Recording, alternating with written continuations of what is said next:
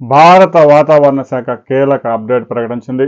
రాబోయే 3 రోజుల పాటు వాతావరణంలో నెలకొన్న అనిశ్చిత పరిస్థితి కారణంగా ఆంధ్రప్రదేశ్, తెలంగాణలో చాలా ప్రాంతాల్లో ఒక మోస్తరు వర్షాలు కురిసే అవకాశం ఉంది.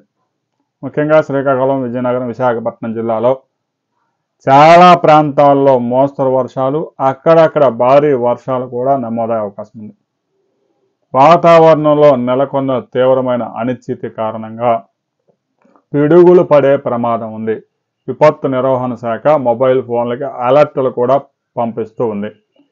ఇక భారత వాతావరణ శాఖ మరో కీలక అప్డేట్ కూడా ప్రకటించింది. మే 13 నాటికి ఋతుపవనాలు అండమాన్ నికోబార్ దీవుల్ని చేరబోతా ఉన్నాయి.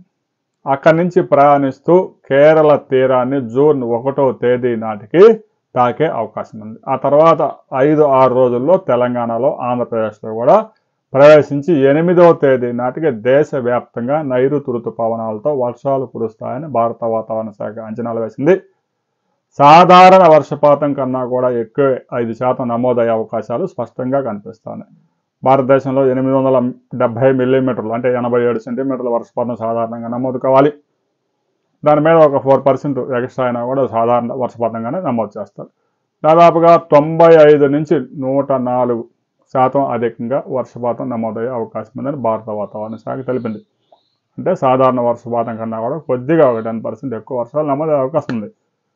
రాబోయే 48 అవర్స్లో ఆంధ్రప్రదేశ్లోని ఉభయ గోదావరి, కృష్ణా, గుంటూరు, ప్రకాశం జిల్లాలతో పాటు రాయలసీమ జిల్లాల్లో కూడా ఒక మోస్తరు నుంచి అక్కడక్కడ భారీ వర్షం నమోదయ్యే అవకాశం ఉంది.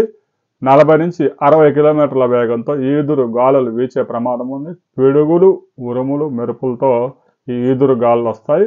ముఖ్యంగా వ్యవసాయ పనులు చేసుకుంటున్న రైతులు, శ్రామికులు ఈ మెరుపులు వచ్చినప్పుడు చెట్ల కిందగా పరుగులు తీయవద్దు. ఎందుకంటే గడిచిన వారం రోజుల్లోనే ఈ పిడుగులు పడి 7 మంది చనిపోయినారు.